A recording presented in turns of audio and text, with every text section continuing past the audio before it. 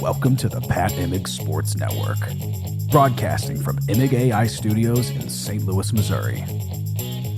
Now, your host, Pat Imig. Welcome into the program, ladies and gentlemen. It's football, and that means it's a beautiful day on the Pat Imig Sports Network. My name is Pat Imig.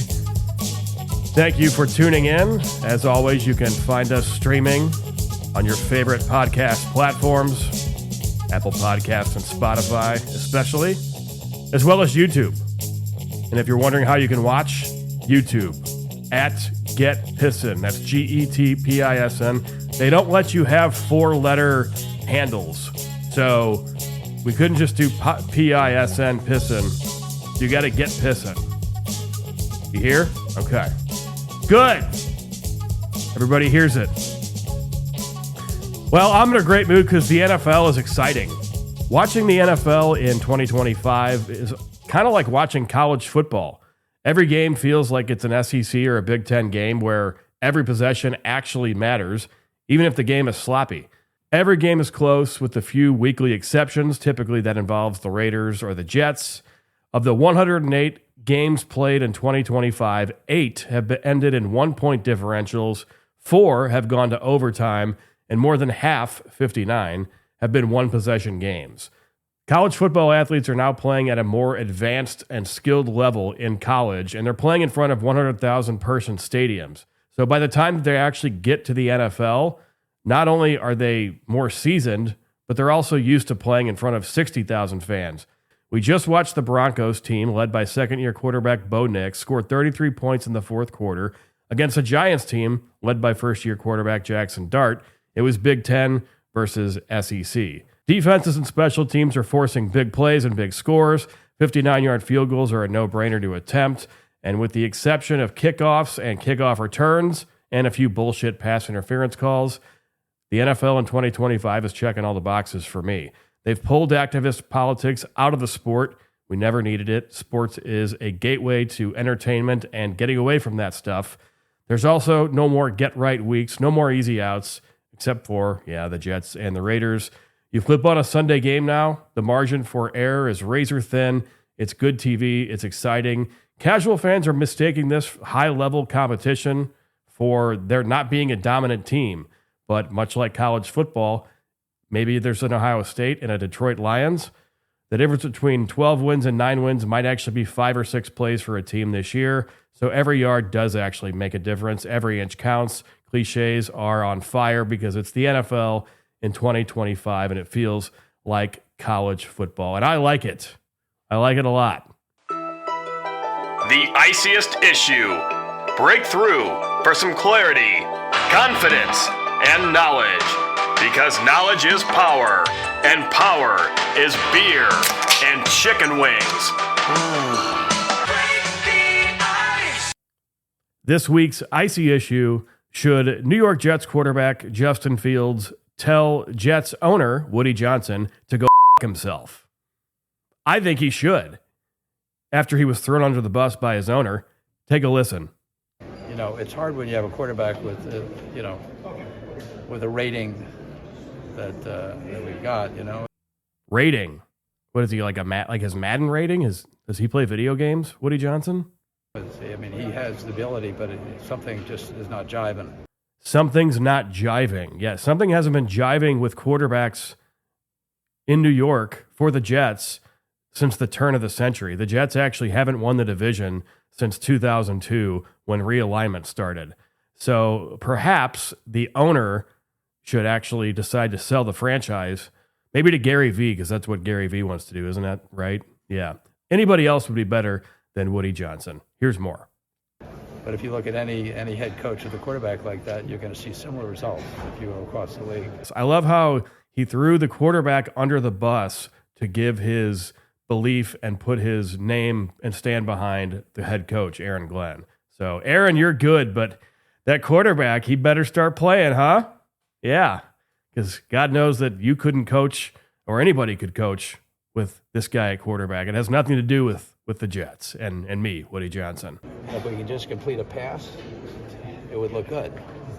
If we could just complete a pass. maybe you should have people in charge that actually get real talent on the field so that the players can be put in the best positions to thrive. We got to complete some passes. You got to convince them that you can do something. Otherwise, it's hard to have have a game that you can win. And this has been the Icy Issue. Justin Fields, choose your adventure wisely. But in the meantime, Woody Johnson, stop throwing your players under the bus. He's not a football guy. That's the problem. Woody Johnson is not a football guy. Some people ask ChatGPT their football questions. We ask the guru, pro football guru Russell Baxter, on the Pat Imig Sports Network. The pro football guru, Russell Baxter, joins us now on It's Football here on the Pat Imig Sports Network. Russell, we are heading into Week 8, and we just saw what I think was a Lions team on Monday Night Football that if they can keep that entire package together with the defense going, they're going to be really tough to beat. What stood out to you? What was different about their defense against the Tampa Bay Bucs versus earlier in the season? Well, I think we're finding out around this league that it's hard to judge a team maybe after 3 or 4 weeks. And early in the we need season, to be able to crown the Super Bowl champ, Russell. Yeah, I get it. I know.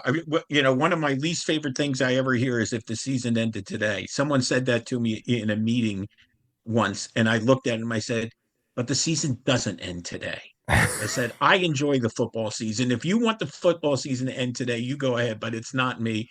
And there were, when I was at ESPN, people like Stuart Scott and John Anderson would reference me on the air.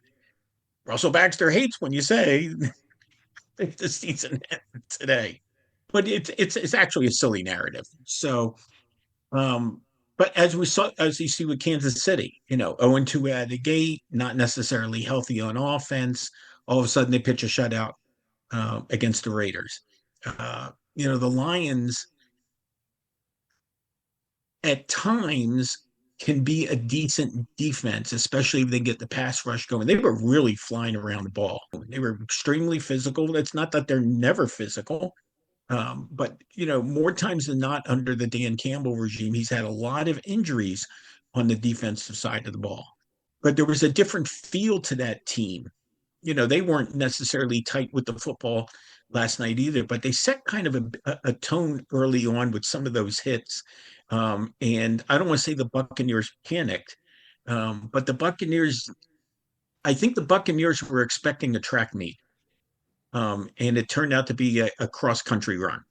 The Chargers play Thursday night, so with that being the early appetizer for the week, what's different this year? Because I feel like last year they were, just from eye test, they were very efficient and made the most out of every opportunity. This year it seems like everything is just really difficult. No, Chargers is going to be one of my numbers later that we talk about and so on. But last year, I think they were very conservative too. Justin Herbert, who had been, thrown for all those yards his first couple of years in the league.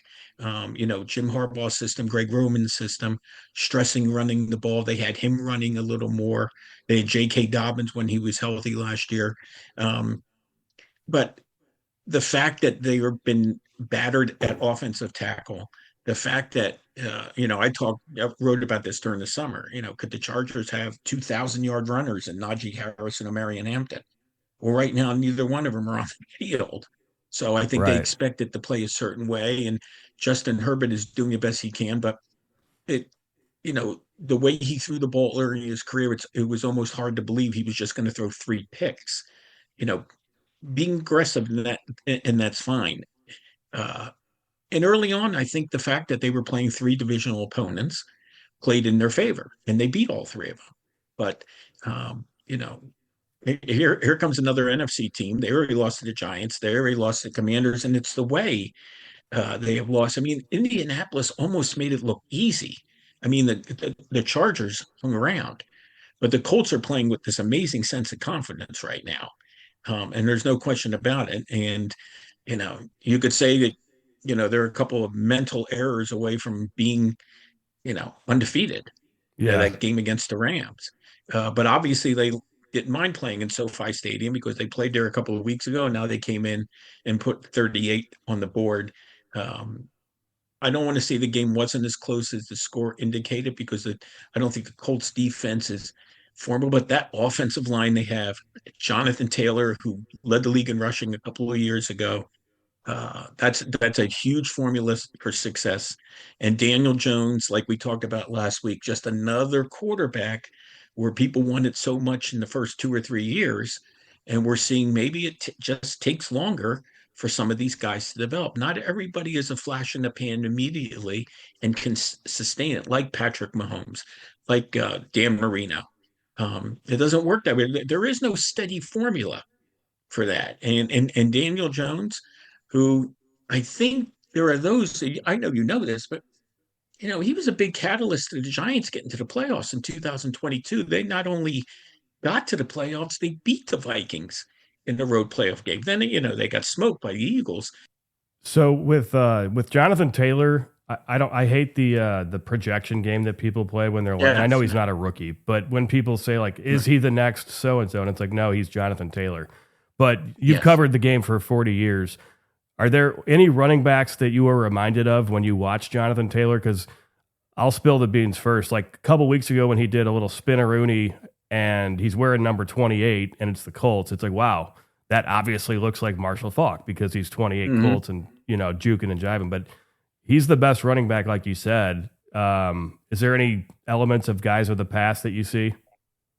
Well, it's funny when I think spin move, who's going to top what Saquon Barkley did, the backward spin move? I think the Russian judges gave him a 9.3 on that last year. But I'll go older. When I go think spin move, I think of Chuck Foreman, who was a great back for the Vikings as a runner and as a receiver.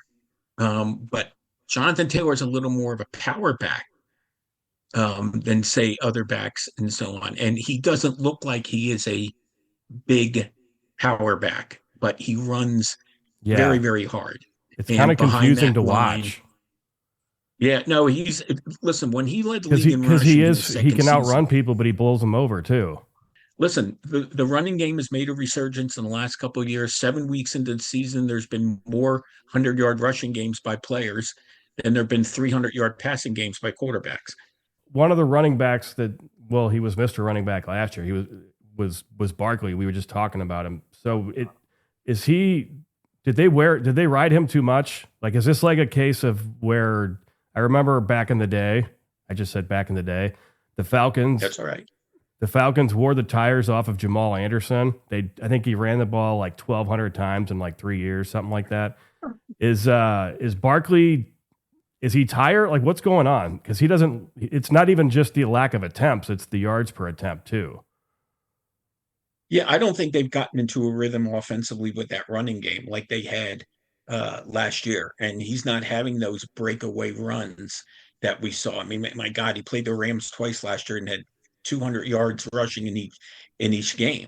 And Philly's a little bit of a mystery right now because they're not playing the way they played last year. They're actually playing a little bit like they played in 2023 when they started out good and then fell apart down the stretch. I'm not saying they're going to fall apart, but last year it was a historic year by an NFL running back. You don't often get two historic years back to back. I mean, don't get me wrong. Eric Dickerson ran for over 1,800 yards as a rookie, Pat. And then he ran for 2,100 yards in his second season. So, but Saquon Barkley's got a little tread on the tire, as we like to say. He also wore rec specs. So maybe Barkley should wear some rec specs. Maybe it'll help him see the hole. Right. But there's also a reason that, and it's probably not going to happen this year unless we see something unprecedented. There have been, 8 or 9 guys who have run for 2,000 yards in a season. No one's ever done it twice. One of the games that I'm actually looking forward to this Sunday that I am kind of surprised to say, but again, it's football. Dallas Cowboys and Denver Broncos. Mm-hmm. Is Dak Prescott and Brian Schottenheimer, is this like an offense that is built to actually, do you think this is sustainable, what they're doing? I think they average 40 points a game at home now, too. I know they're playing in Mile High this week, but are they legit for the long haul, I guess? Or is it just early season and they haven't been adjusted to yet? I think offensively, they're in for the long haul. I think defensively, they're in for a long year. Yeah. So, and, when you play defense the way they play defense, now Washington, you know, banged up. Jaden Daniels gets hurt.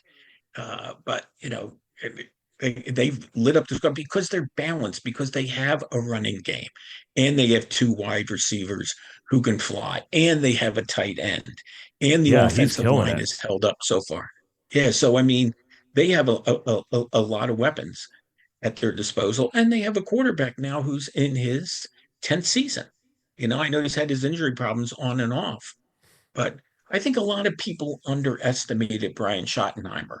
It seemed like when he was hired, it was like, oh, Jerry's just promoting within, he wants another guy he can tell what to do and so on. And like you said, they're not home. But listen, I watched Denver's defense last week. Denver's defense is hit or miss. They either make the big play, they get the sack, or, Jackson Dart made some huge throws downfield. Now, he got a pass interference late in the game. That was not pass interference to me. I didn't. Right. I thought that. Well, he got the flag. I'd say he got the flag and so on. But the Giants played with a little bit of fearlessness in that game last week, and it was funny because Denver gets a deflected touchdown pass in the end zone. The Giants get a deflection. It was like a tribute to the Immaculate Reception in Denver, and of course Denver scores 33 points in the fourth quarter, which is tied for the second most in one game in NFL history. And it wasn't 33 unanswered points. That's the thing, because the Giants came back and took the lead after Denver had forged ahead. The Giants showed me a lot. The Denver defense, to me, like I said, gets a lot of sacks, makes big plays. That Dart pick wound up being a killer. And of course, when you miss extra points, that's going to come back and bite you too.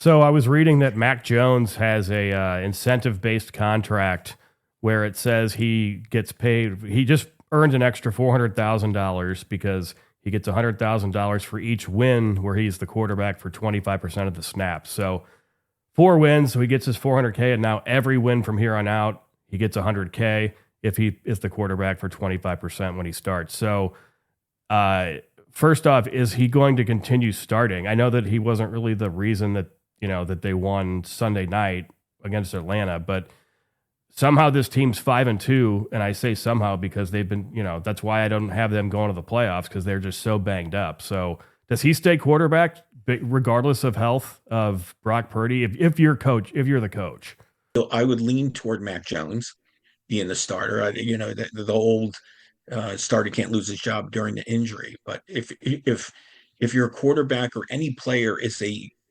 week-to-week decision, that's an issue. And that's not taking anything away from Brock Purdy, who's had some solid years, obviously catalyst to the Super Bowl. But remember, in 2022, he got hurt in the NFC Championship game.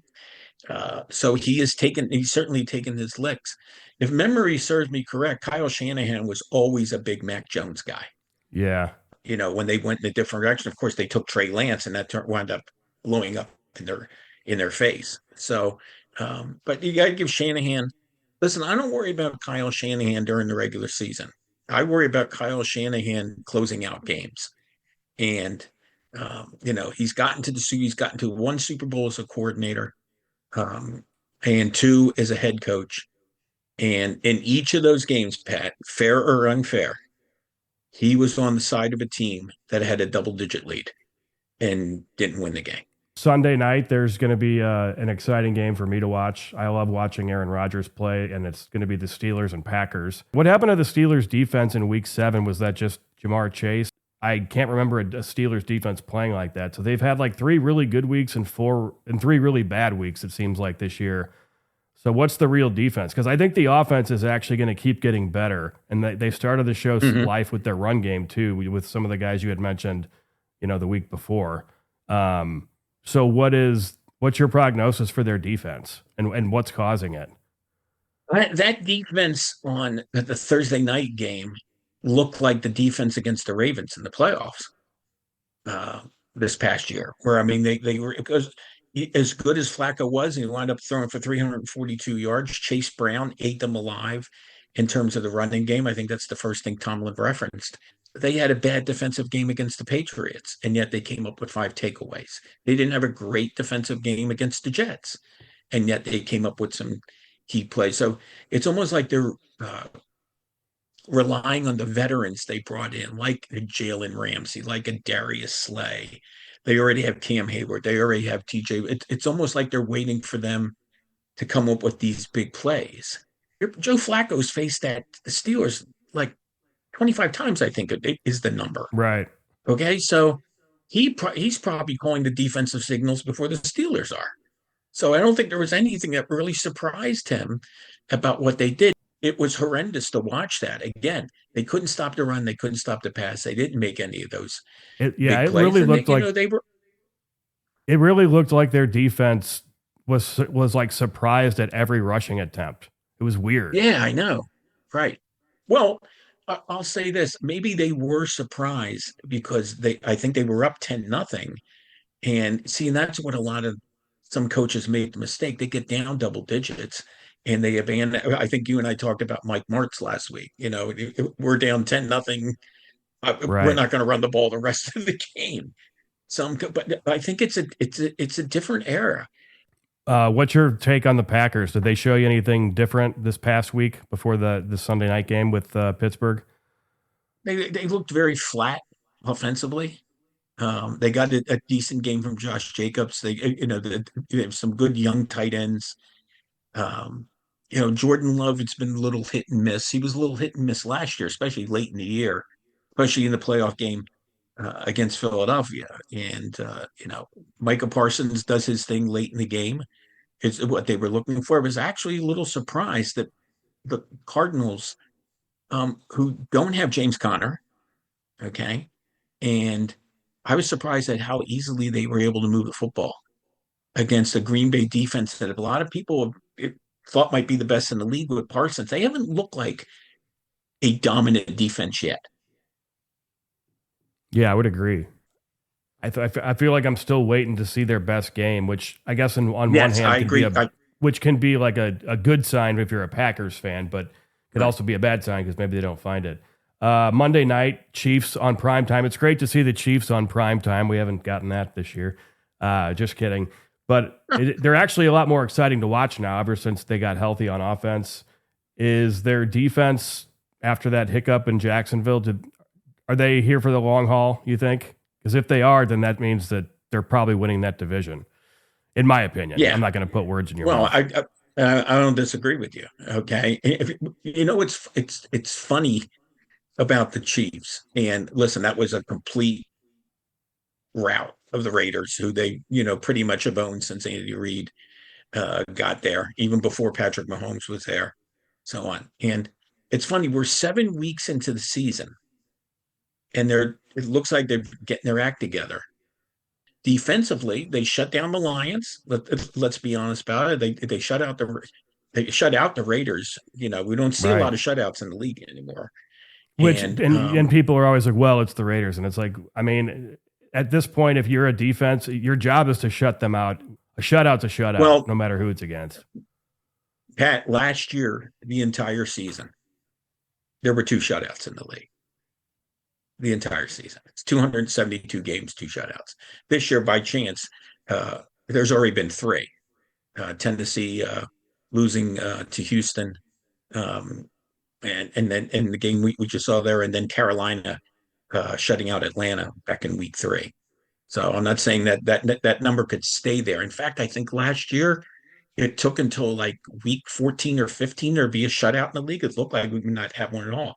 So it's harder now than it used to be. This isn't 70s and 80s football. I mean, 70s. Listen, there were so many shutouts in the mid 70s. It's one of the reasons they changed the rules. There you go. History lesson, folks. 5. Ask ass-kicking facts. They'll kick your ass. You little prick! These facts are dangerous, dynamic, and know how to make plays. They play fact football the way fact football is supposed to be played. Let's start out with the Giants, who have a rematch with the Eagles this week. And we saw what happened with them. One of the stunners of the year, no matter how you slice it, 34-17 on a Thursday night. So now they have a chance to beat the Eagles for 2 times in one season. They haven't done that since 2007, which was the year they beat the Patriots in Super Bowl 42. That's a pretty long drought. There are 8 interconference games this week, and the NFC is smoking the AFC like a cheap cigar. NFC 25, AFC 12. And last year they won the season series pretty handily. This one's kind of a funny one because you mentioned the Chiefs on primetime. Chiefs and Commanders / Redskins / Washington football team. They have met 11 times. The Chiefs have beaten them 10 times. And the only time Washington won the game was 42 years ago. 1983, when the Redskins were defending Super Bowl champions, went on to the Super Bowl and got smacked around by the Raiders. We talked about the Chargers. It's 3-0 against the AFC West, 1-3 against the rest of the league. And they play the rest of the league on Thursday night. I think they'll win. Well, if you want to talk about when up down, that no team epitomizes that so far as the Vikings, who they're 3-3. They were 14-3 last year. I know Darnold's not there anymore, but I thought what was shocking watching the Eagles game was the fact that Brian Flores gets huge accommodations for his defense. And the amount of big plays that I think Jalen Hurts only had 2 incompletions the entire day. The fact that A.J. Brown and Devontae Smith both went over 100 yards receiving in that game, I thought was pretty impressive by the Eagles and kind of disappointing by the Vikings. Yeah, you wonder if they regret not signing Darnold or even signing Aaron Rodgers if it was true that he was interested in playing there. So I know that's not the reason for the defense, but they need a quarterback for sure. So I think Carson Wentz had 2 picks the other day. And, he's just like it's like a crazy roller coaster with him. Like you might get like a flash of brilliance, but you're gonna get a wreck at some point too, and you're gonna just like look at your TV and say, "What was that?"